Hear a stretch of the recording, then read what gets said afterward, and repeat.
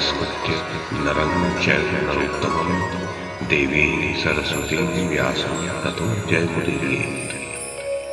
ओम नमो भगवते वासुदेवाय, ओम नमः पितामहाय, ओम नमः प्रजापतिभ्यः, ओम नमः कृष्णद्वैपायनाय, ओम नमः सर्वविघ्नविनायकेभ्यः।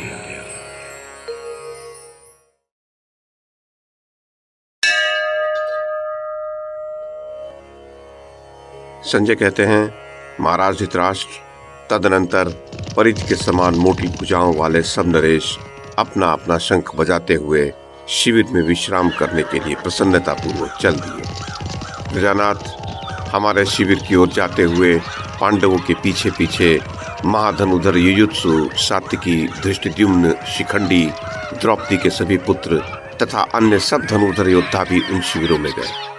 तत्पश्चात कुंती के पुत्रों ने पहले दुर्योधन के शिविर में प्रवेश किया। जैसे दर्शकों के चले जाने पर सूना रंग मंडप शोभाहीन दिखाई देता है, उसी प्रकार जिसका स्वामी मारा गया था वो शिविर उत्सव शून्य नगर और नाग रहित सरोवर के समान श्रीहीन जान पड़ रहा था। वहां रहने वाले लोगों में अधिकांश स्त्रियां और नपुंसक बचे थे तथा वृद्ध मंत्री अधिष्ठाता बनकर उस शिविर का संरक्षण कर रहे थे। राजन, वहां दुर्योधन के आगे आगे चलने वाले सेवकगण मलिन भगवा वस्त्र पहनकर हाथ जोड़े हुए उन पांडवों के समक्ष उपस्थित हुए। महाराज, कुरुराज के शिविर में पहुंचकर रथियों में श्रेष्ठ पांडव अपने रथों से नीचे उतरे। भरत श्रेष्ठ तत्पश्चात सदा अर्जुन के प्रिय एवं हित में तत्पर रहने वाले केशव ने अर्जुन से कहा, भरतवंश शिरोमणे, तुम गांडीव धनुष को और बाणों से भरे हुए इन दोनों अक्षय तर्कसों को उतार लो, फिर स्वयं भी उतर जाओ। तदोपरांत मैं उतरूंगा। अनग, ऐसा करने में ही तुम्हारी भलाई है। राजन, वीर पांडुपुत्र अर्जुन ने वह सब वैसे ही किया। तदनंतर परम बुद्धिमान भगवान श्री कृष्ण अश्वों की बागडोर छोड़कर गांडीवधारी अर्जुन के रथ से स्वयं भी उतर पड़े। समस्त प्राणियों के ईश्वर परमात्मा श्री कृष्ण के उतरते ही गांडीवधारी अर्जुन का ध्वज स्वरूप दिव्य वानर भी उस रथ से अंतर्धान हो गया। पृथ्वीनाथ, उसके पश्चात अर्जुन का वह विशाल रथ जो द्रोण और कर्ण के दिव्यास्त्रों द्वारा दग्ध प्राय हो गया था, तुरंत ही अग्नि से प्रज्वलित हो उठा।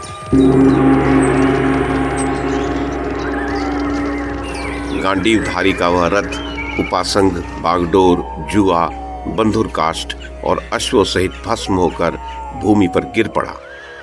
प्रभो नरेश्वर, उस रथ को भस्मीभूत हुआ देख समस्त पांडव आश्चर्यचकित हो उठे और अर्जुन ने भी हाथ जोड़कर भगवान के चरणों में बारंबार प्रणाम करके प्रेम पूर्वक पूछा, गोविंद, ये रथ अकस्मात कैसे अग्नि से जल गया? भगवान यदुनंदन, ये कैसी महान आश्चर्य की बात हो गई? महाबाहो, यदि आप सुनने योग्य समझे तो इसका रहस्य मुझे बतावे। वासुदेव ने कहा, शत्रुओं को संताप देने वाले अर्जुन, ये रथ नाना प्रकार के अस्त्रों द्वारा पहले ही दग्ध हो चुका था, परंतु मेरे बैठे रहने के कारण समरांगण में भस्म होकर गिर न सका। कुंती नंदन, आज जब तुम अपना अभिष्ट कार्य पूर्ण कर चुके हो, तब मैंने इसे छोड़ दिया। इसीलिए पहले से ही ब्रह्मास्त्र के तेज से दग्ध हुआ यह रथ इस समय बिखर कर गिर पड़ा है। नरेश्वर, उसके पश्चात शत्रुओं का संहार करने वाले भगवान श्री कृष्ण ने किंचित मुस्कुराते हुए वहां राजा युधिष्ठिर को हृदय से लगाकर कहा, कुंती नंदन, सौभाग्य से आपकी विजय हुई और सारे शत्रु परास्त हो गए। राजन, गांडीवधारी अर्जुन, पांडु कुमार भीमसेन, आप और मातृपुत्र पांडुनंदन नकुल सहदेव सबके सब सकुशल हैं तथा जहां वीरों का विनाश हुआ और तुम्हारे सारे शत्रु काल के गाल में चले गए, उस घोर संग्राम से तुम लोग जीवित बच गए। ये बड़े सौभाग्य की बात है। भरतनंदन, अब आगे समय अनुसार जो कार्य प्राप्त हो उसे शीघ्र कर डालिए। पहले गांडीवधारी अर्जुन के साथ जब मैं उपलव्य नगर में आया था, उस समय मेरे लिए मधुपर्क अर्पित करके आपने मुझसे ये बात कही थी कि श्री कृष्ण, ये अर्जुन तुम्हारा भाई और सखा है। प्रभो महाबाहो, तुम्हें इसकी सब आपत्तियों से रक्षा करनी चाहिए। आपने जब ऐसा कहा तब मैंने तथास्तु कहकर वो आज्ञा स्वीकार कर ली थी। जनेश्वर, राजेंद्र, आपका वह शूरवीर सत्य पराक्रमी भाई सव्यसाची अर्जुन मेरे द्वारा सुरक्षित रहकर विजयी हुआ है तथा वीरों का विनाश करने वाले इस रोमांचकारी संग्राम से भाइयों सहित जीवित बच गया है। महाराज धृतराष्ट्र, श्री कृष्ण के ऐसा कहने पर धर्मराज युधिष्ठिर के शरीर में रोमांच हो आया। वे उनसे बोले, शत्रुमर्दन कृष्ण, द्रोणाचार्य और कर्ण ने जिस ब्रह्मास्त्र का प्रयोग किया था उसे आपके सिवा दूसरा कौन सह सकता था। साक्षात वज्रधारी इंद्र भी उसका आघात नहीं सह सकते थे। आपकी ही कृपा से संशप्तक गण परास्त हुए हैं और कुंती कुमार अर्जुन ने उस महासमर में जो कभी पीठ नहीं दिखाई है वो भी आपके ही अनुग्रह का फल है। महाबाहो, आपके द्वारा अनेक बार हमारे कार्यों की सिद्धि हुई है और हमें तेज के शुभ परिणाम प्राप्त हुए हैं। उपप्लव्य नगर में महर्षि द्वैपायन ने मुझसे कहा था कि जहाँ धर्म है वहाँ श्री कृष्ण है और जहाँ श्री कृष्ण है वहीं विजय है। महाराज धृतराष्ट्र, युधिष्ठिर के ऐसा कहने पर पांडव वीरों ने आपके शिविर में प्रवेश करके कोष, रत्नों की ढेर तथा भंडार घर पर अधिकार कर लिया। चांदी, सोना, मोती, मणि, अच्छे अच्छे आभूषण, कंबल, कालीन, मृगचर्म, असंख्य दास दासी तथा राज्य के बहुत से सामान उनके हाथ लगे। भरत श्रेष्ठ, नरेश्वर, आपके धन का अक्षय भंडार पाकर शत्रु विजयी महाभाग पांडव उच्च स्वर से हर्ष ध्वनि करने लगे। वे सारे वीर अपने वाहनों को खोलकर वहीं विश्राम करने लगे। समस्त पांडव और सात्विकी वहां एक साथ बैठे हुए थे। महाराज, तदनंतर महायशस्वी वसुदेव नंदन श्री कृष्ण ने कहा, आज की रात्रि हम लोगों को अपने मंगल के लिए शिविर से बाहर ही रहना चाहिए।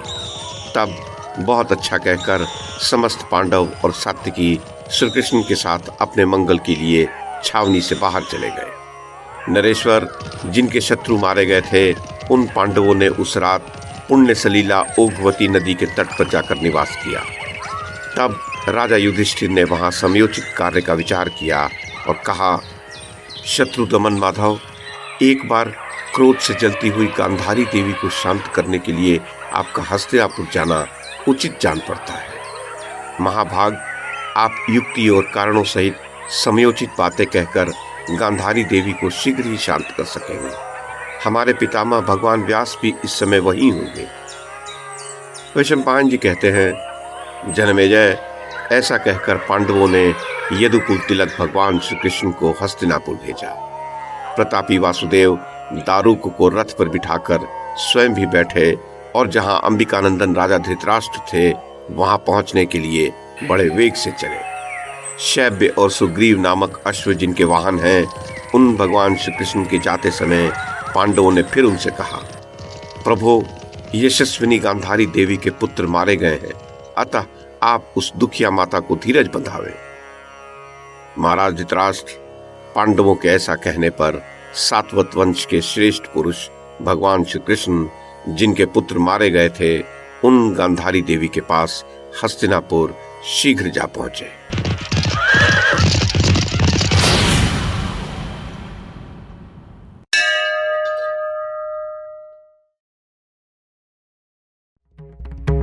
YouTube के माध्यम से महाभारत की कथा को एक श्रृंखला के रूप में प्रस्तुत करने का हमारा ये प्रयास यदि आपको सराहनीय लगा हो तो कृपया इस कड़ी को लाइक और शेयर करें, चैनल को सब्सक्राइब करें और बेल आइकन को दबाएं। साथ में अन्य लोगों को भी देखने के लिए प्रेरित करें। धन्यवाद और नमस्कार।